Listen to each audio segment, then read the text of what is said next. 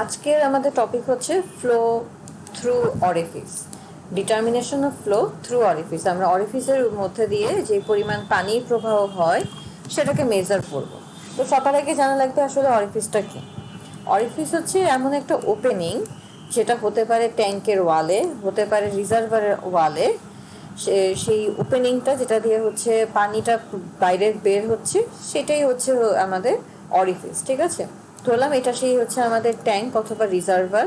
এই যে এই বডিটা হচ্ছে আউটার সারফেসটাই হচ্ছে ওয়াল। এখানে যদি একটা ছিদ্র থাকে এবং এটা দিয়ে যদি রিজার্ভার বা আমার ট্যাঙ্ক থেকে পানি বাইরে প্রবাহিত হয়, এই ছিদ্রপথটাকে আমি অরিফিস বলতে পারি। ঠিক আছে, আচ্ছা তাহলে দেখেন ছবিটা যদি দেখি, এই যে সেই রিজার্ভার, এটা ধরেন আরো অংশ ছিল, এর ভিতরে হচ্ছে আমার পানি আছে, এখান থেকে হচ্ছে পানিগুলা বাইরে প্রবাহিত হচ্ছে, এই জায়গাটা হচ্ছে আমাদের তাহলে অরিফিস হবে। ঠিক আছে, এখন এই যে কন্ট্যাক্ট স্থলে এটা হচ্ছে দেখেন একদম সরু অংশ, এটা সরু অংশ। এখন পানি যখন হচ্ছে এই সরু অংশ বা গেট দিয়ে হচ্ছে পাস করবে তখন অবশ্যই কি টাচ লাগবে, কন্ট্যাক্ট হবে। তাহলে এই যে এখানে একটু কি বাধার সৃষ্টি হচ্ছে, পানি তো কি একটা ছিদ্র পেলেই ফোর্সে হচ্ছে চলে যাচ্ছে, খুব ফোর্সে আমার হচ্ছে পানিগুলো বের হয়ে যাচ্ছে। তো এখন এই পানি এই যে দেয়ালের গা ঘেঁষে অবশ্যই কি হবে, কিছুটা হচ্ছে এর ভেলোসিটিটা হ্রাস পাবে, ধাক্কা খাবে। ঠিক আছে, এই যে আমাদের এক্সিটের কারণে বা এক্সিট লসের কারণে কিছুটা আমাদের ভেলোসিটি কমে যাচ্ছে। ঠিক আছে, এই যে কমে যাওয়ার কারণে দেখা যাবে যে এই মুখ থেকে আমার অরিফিসের একদম মুখ থেকে হরিজন্টালি এক্স দূরত্বে আমার ওয়াই ক্রস সেকশনটা, ঠিক আছে, এই ক্রস সেকশনটা সবচেয়ে কম পাবো, সেটাকে আমরা বলতেছি হচ্ছে ভেনা কন্ট্রাক্টা। ঠিক আছে, কি বলতেছি, ভেনা কন্ট্রাক্টা।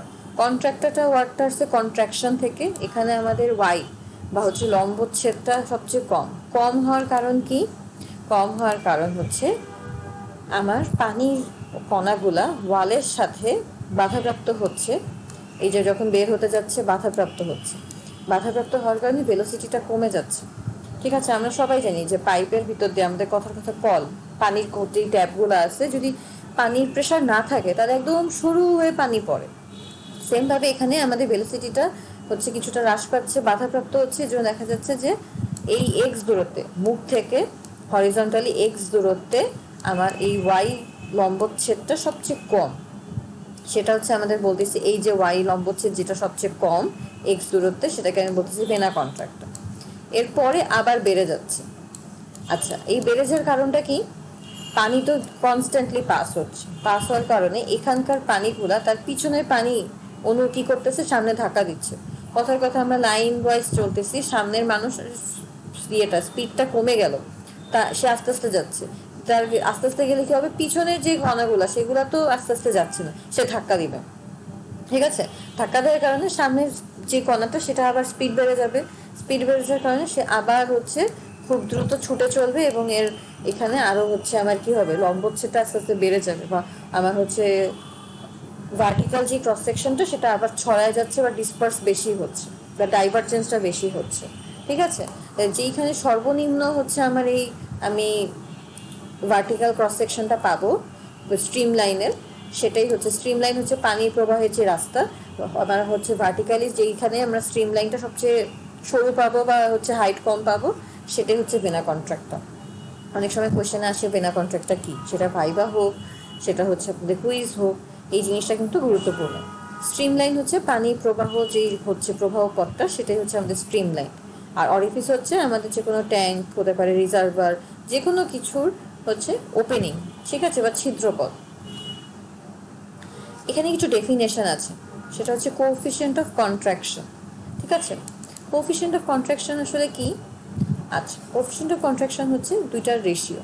কোনটার রেশিও যদি দেখি, লবে থাকবে হচ্ছে area of jet at vena contracta, আর হচ্ছে নিচে থাকবে হচ্ছে এরিয়া অফ অরিফিস। এই দুইটার রেশিও হচ্ছে আমাদের কোএফিসিয়েন্ট অফ কন্ট্রাকশন।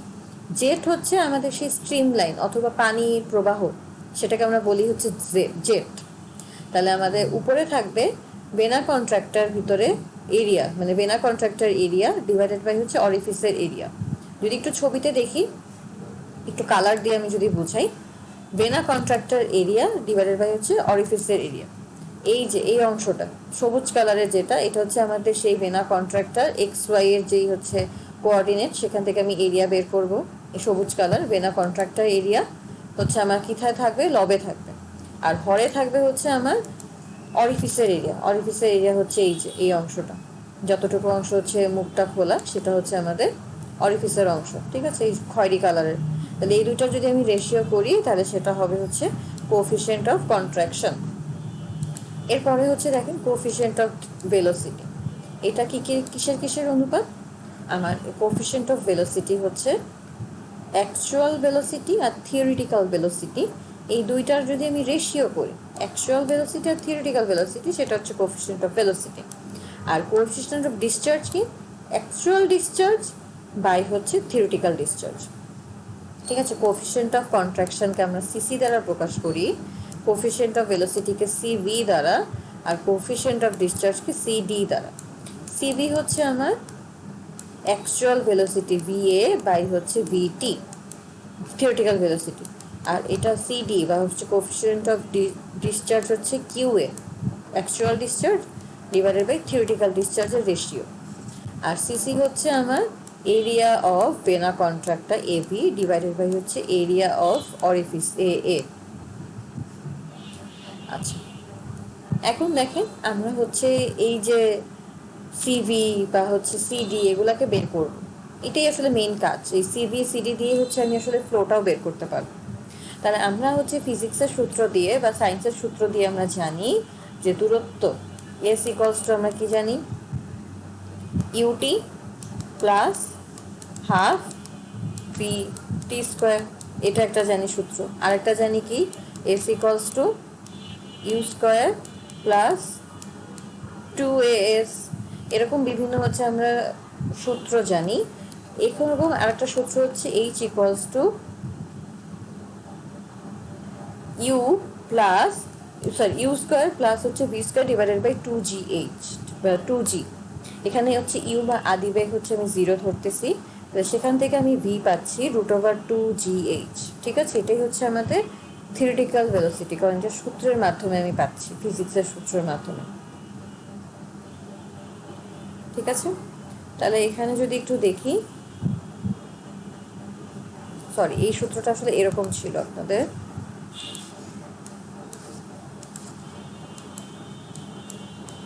যে v square equals to u square plus 2as।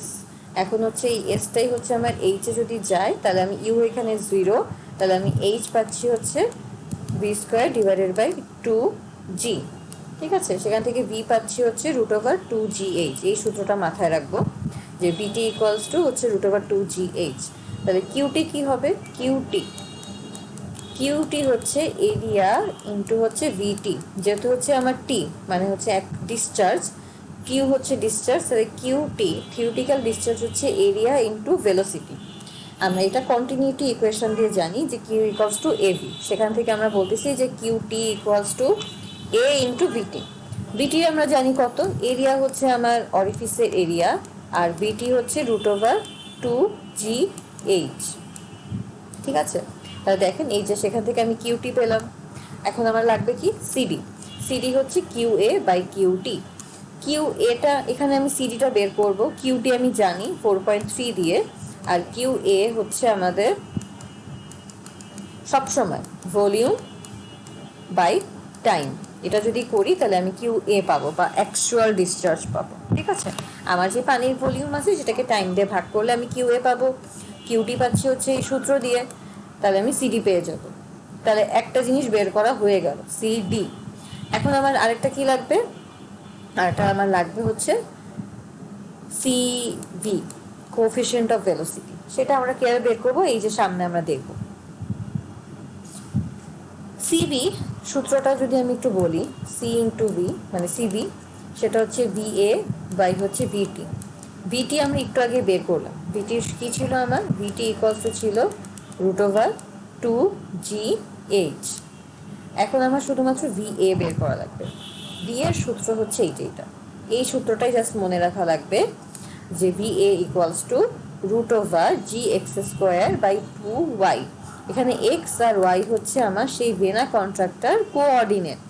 Vena কন্ট্রাক্টটা কি ছিল, স্ট্রিম লাইনের সবচেয়ে সরু অংশটা লম্বভাবে, তাহলে সেই এক্স ওয়াই কোঅর্ডিনেট অরিফিসের একদম মুখ থেকে এক্স ওয়াই কোঅর্ডিনেটের সেই ভ্যালুটা দিয়ে আমরা হচ্ছে ভিএটা বের করব।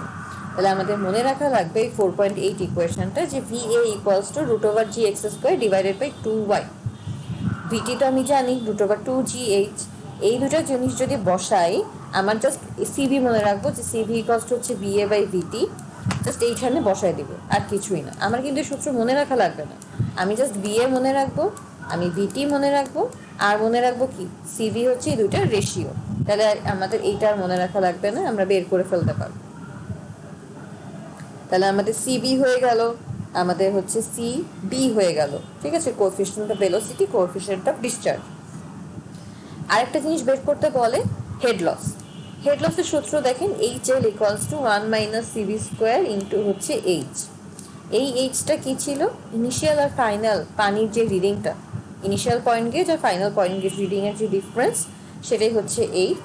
সিবি আমি বের করছি, তাহলে আমরা HL বা হেড লসটা বের করতে পারবো, যে আমার আপস্ট্রিম থেকে ডাউন স্ট্রিমে যেতে কি পরিমাণে টোটাল হেড লস হচ্ছে।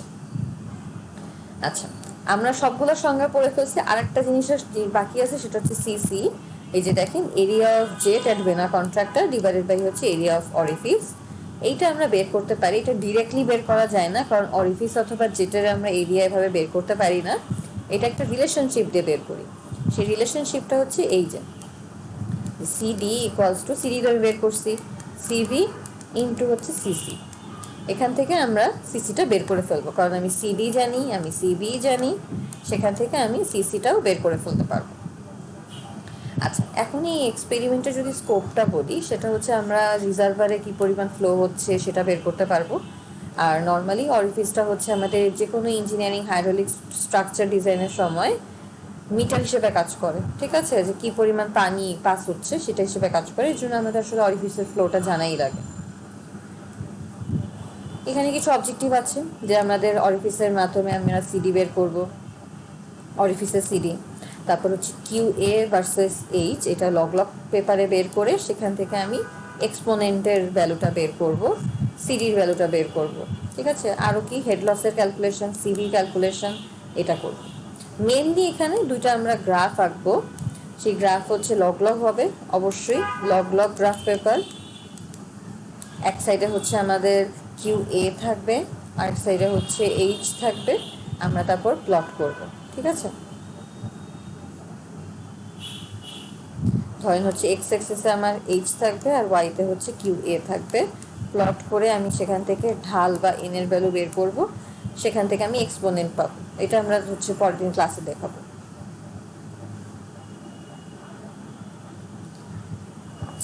একটু যদি ক্যালকুলেশনে চলে যাই, আসলে ক্যালকুলেশনটা খুবই ইজি। আমাদের হচ্ছে অরিফিসের ডায়ামিটার আমরা ওখান থেকে মেজার করব স্ক্রু গজ দিয়ে, সেখান থেকে আমরা এরিয়া পাবো। এরিয়া কীভাবে বের করব, π/4 d²। যেহেতু ডায়ামিটার আমি জানি, তাহলে π/4 d² দিয়ে আমি এরিয়া বের করব।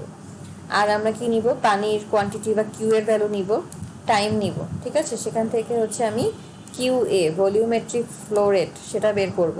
এটা আসলে V দ্বারা প্রকাশ করলে ভালো হয়, ভলিউম। তাহলে এটা হচ্ছে ভলিউম, তাহলে এটা হবে হচ্ছে V/T। QA ইকুয়ালস টু কি, ভলিউম, এই V কিন্তু ভেলোসিটি না, volume, volume by time. Upstream আর ডাউন স্ট্রিমকে যদি বিয়োগ করি, তাহলে আমি এইচ পাবো, তারপর সিডি বের করবো, ঠিক আছে। আর আমি পাবো হচ্ছে এক্স কোঅর্ডিনেট, ওয়াই কোঅর্ডিনেট, সেখান থেকে সূত্র বসায় VA বের করব, HL বের করব, সিবি বের করব। এখন যদি একটু একবার ক্যালকুলেশনটা দেখাই দিই, ডায়ামিটার দেওয়া আছে, সেখান থেকে আমরা হচ্ছে, এটা পাইপ না, অরিফিসের এরিয়া বের করব। তারপরে হচ্ছে আমি অ্যাকচুয়াল ডিসচার্জ কীভাবে বের করব, ভলিউম বাই টাইম, ঠিক আছে। এইটা হচ্ছে আমাদের ভলিউম, ভলিউমেট্রিক ফ্লো রেটই হচ্ছে ভলিউম। আর আপস্ট্রিম আর ডাউন স্ট্রিমের হাইট ডিফারেন্স থেকে আমি এইচ বের করব। তাহলে এরপরে আমি ভলিউম বা QA বের করে ফেলছি, এইচ বের করে ফেলছি, এর পরের কাজ হবে হচ্ছে QT বের করা। QT বের করবো কীভাবে, এরিয়া ইন্টু 2GH। এইচ তো আমি এই এইচটাই হচ্ছে আমার এইচ, আর এরিয়া হচ্ছে অরিফিসের এরিয়া।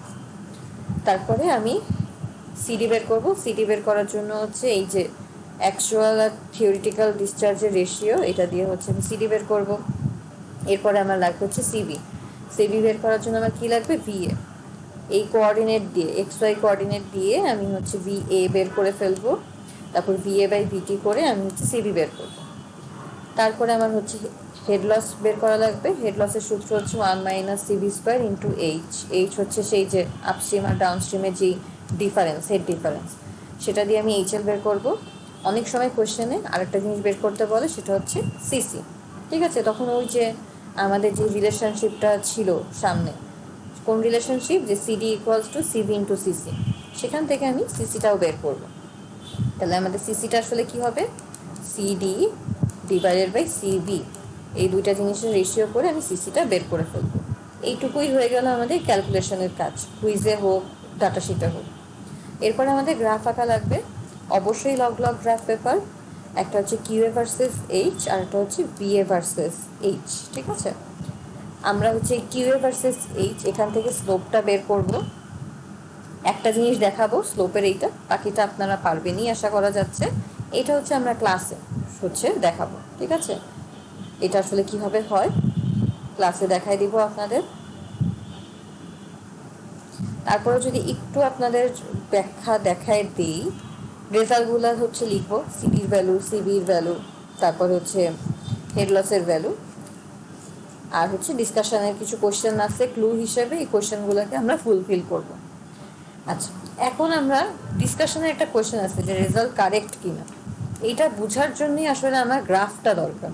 আমি গ্রাফের স্লোপ দেখে এটাকে ব্যাখ্যা করতে পারবো যে রেজাল্ট কারেক্ট কিনা। আর আমরা যে রিপোর্টটা দিব, রিপোর্টে কিন্তু অ্যাসাইনমেন্টগুলো অবশ্যই লিখবো। ঠিক আছে, এটা নেটে এইগুলোর উত্তর পাবো অলরেডি, আমিও বলে দিচ্ছি অরিফিস কি, বেনা কন্ট্রাক্টটা কি, আর হচ্ছে বাকিগুলো নেটেও পাবো। আমি একটু যদি দেখি, এই যে ডিসকাশনের এই সেকেন্ড পয়েন্টটা তো আমার লেখা লাগবে, এইটা আসলে আমি গ্রাফ থেকে পাবো। তাহলে গ্রাফ থেকে কীভাবে পাবো সেটা যদি আমি একটু আপনাদেরকে বুঝাই দিই।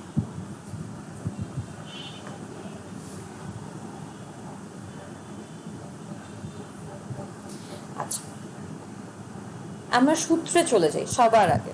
ঠিক আছে, সূত্রটা আমার কি ছিল, সূত্রটা ছিল হচ্ছে সিডি,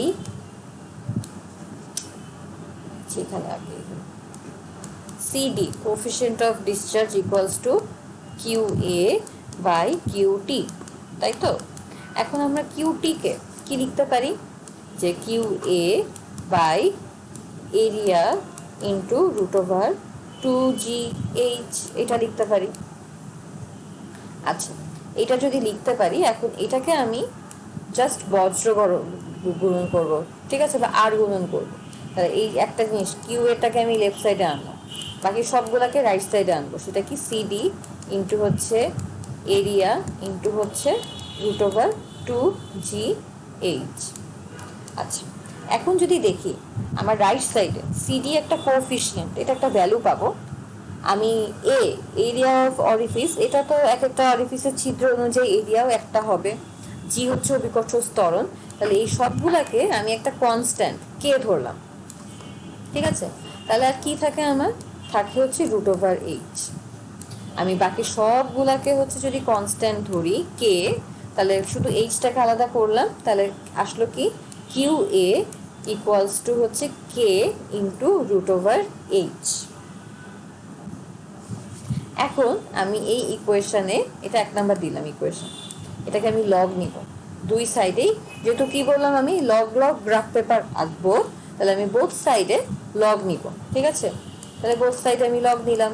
তাহলে log Q A equals to, right সাইডেও লগ নিচ্ছি। ঠিক আছে, পুরাটার উপরে লগ নিচ্ছি। আমরা জানি গুণ থাকলে লগের সময় যোগ হয়, তাহলে আমরা যোগ করি, log k plus log root over h. ঠিক আছে, এটাই তো হবে, লগের সময় গুণ থাকলে যোগ হয়। এখন এই যে রুট ওভার এইচ, এটা আসলে কি, H to the power half, এটা আমরা লিখতে পারি না। এই রুটটাকে আমরা লিখতে পারি কি, এইচ এর উপরে পাওয়ার হিসেবে লিখতে পারি হাফ। তাহলে এই দেখেন, পাওয়ার থাকলে লগের সময় কি হয়, সামনে চলে আসে। তাহলে হাফ সামনে চলে আসলো, লগ এইচ। তাহলে log Q A equals to হয়ে যাচ্ছে log k plus half into log h. এটাই আসলে আমাদের মেন ইকুয়েশন। ঠিক আছে, এখন একটু দেখি আমরা গ্রাফ আঁকবো। লগ লগ গ্রাফ পেপার, মানে এক্স ওয়াই এক্সিসটা লগ স্কেলে আছে। লগ স্কেল থাকা মানে কি, প্রথমটা যদি আমার 1 হয়, তারপরেরটা আমার হচ্ছে 10 হবে, তারপরেরটা হবে 100, তারপরেরটা হবে 1000, এভাবে করে। ঠিক আছে, মানে গুণিতক আকারে, 10-এর গুণিতক আকারে বাড়বে। সেমভাবে ওয়াই এক্সিসও তাই, এটা যদি 1 হয় তাহলে 10 হবে, 100 হবে, তারপরে হচ্ছে 1000 হবে। আচ্ছা, এখন দেখেন আমি এটাকে এই লগ, যেহেতু লগ স্কেল আছে তার মানে অলরেডি লগ আসেই, তাহলে আমি যদি কিউ এটাকে ওয়াই ধরি, তাহলে লগ কিউ এ হচ্ছে আমার কি হইল, ওয়াই হইল, মানে এই ওয়াই এক্সিসে কিউ এ। এক্স এক্সিসে যদি আমি এইচ নিই, তাহলে দেখলাম এক্স এক্সিসে আমি হচ্ছে এইচ নিলাম। দেখেন তো এটাকে আমরা এভাবে লিখতে পারি নাকি, ওয়াই ইকুয়ালস টু, এই লগ কে হচ্ছে আমার কনস্ট্যান্ট সি, তাহলে সরলরেখার equation y equals to M X plus C, এটা দিয়ে আমরা প্রকাশ করতে পারি। এই লগ কে হচ্ছে আমার কনস্ট্যান্ট সি এর ভ্যালু, লগ কিউ এ হচ্ছে y এর ভ্যালু, y এক্সিসে নিব, আর হচ্ছে লগ এইচ কে আমি এক্স এক্সিসে নিব। তাহলে আমরা একটা জিনিস পাচ্ছি, এম আমার ছিল স্লোপ, তাহলে এখান থেকে পাচ্ছি যে এই এম এর ভ্যালুটা হচ্ছে আসলে কত, হাফ বা 0.5। তাহলে আমি আসলে আমার গ্রাফটা আঁকার পরে যদি আমার স্লোপের ভ্যালুটা 0.5 এর কাছাকাছি থাকে, তাহলে আমরা বলতে পারি যে আমার কি ইয়েটা এক্সপেরিমেন্টটা ঠিক আছে, কারণ এই হাফ তো আমার সূত্র অনুযায়ী আসছে, এটা তো আর চেঞ্জেবল না, এটা তো কনস্ট্যান্ট। আর যদি এম এর ভ্যালুটা আমার হাফের কাছাকাছি না থাকে, 1 চলে আসে বা 0.1 0.15 আসে, তাহলে বুঝতে পারি এক্সপেরিমেন্টার ভ্যালুগুলো আসলে ঠিক মতো নেওয়া হয়নি। এটাই আসলে ডিসকাশনের পার্ট। এম এর ভ্যালু কথার কথা 0.5 এর জায়গায় আমি 0.4 থেকে 0.6 পর্যন্ত ভেরিয়েশন একসেপ্ট করতে পারি, কিন্তু যদি 0.3 0.2 আসে তাহলে তো আসলে এটা নেওয়া যায় না। ঠিক আছে, এটাই আসলে গ্রাফের ব্যাখ্যা। এখন যদি বলি যে আমরা আসলে গ্রাফের স্লোপটা আঁকবো কেমনে, ঠিক আছে, সেটা যদি একটু দেখাই দেই, একটা সাদা পেজ, এইটা এই আমার ওয়াই এক্সিসে হচ্ছে আছে হচ্ছে কিউ এ, এটা কিন্তু লগ লগ গ্রাফ পেপার। ঠিক আছে, এক্স এক্সিসে আছে হচ্ছে এইচ। কিভাবে ধরলাম, আমি ধরলাম আমার একটার ভ্যালু আসছে হচ্ছে 30, আর একটার ভ্যালু আসছে হচ্ছে 500, মানে আমার এইচ এর ভ্যালুটা 30 আর ওয়াই এর ভ্যালুটা হচ্ছে, মানে এক্স এর ভ্যালু 30, ওয়াই এর ভ্যালু 500। তাহলে এটা যদি আমার 1 হয়, এটা যদি আমার 10 হয়, এটা ধরলাম আমি 100। সেম ভাবে, সরি এটা 1,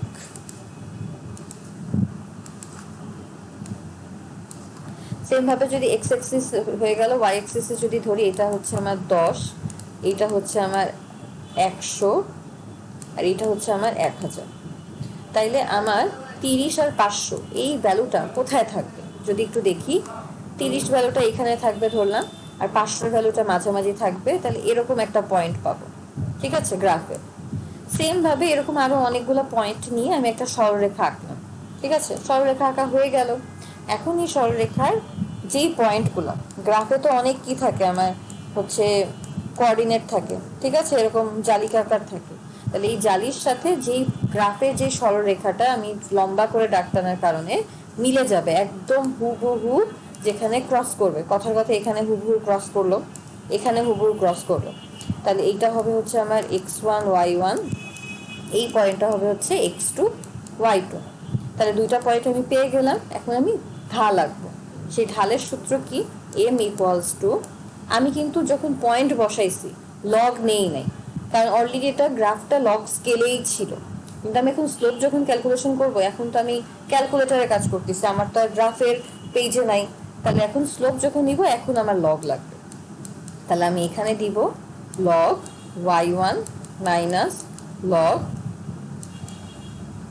y2 divided by log x1 minus log x2।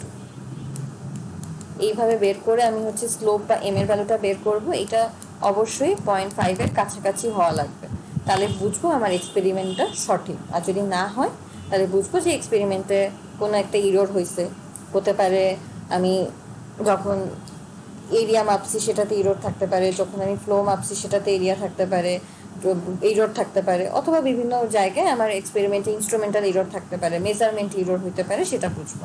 ঠিক আছে, এটা আমি আসলে এই এম এর ভ্যালু দিয়ে বুঝবো। এই স্লোপটাকে আসলে আমরা বলতেছি হচ্ছে এক্সপোনেন্ট। ঠিক আছে, এই যে হাইড্রোলিক এক্সপোনেন্টই হচ্ছে আমার সেই স্লোপের ভ্যালু। তাহলে এই তো হয়ে গেল আপনাদের আজকের ক্লাসের এইটুকুই। এক্সপেরিমেন্ট 4 আমার সেটা কি ছিল, ফ্লো থ্রু অরিফিস।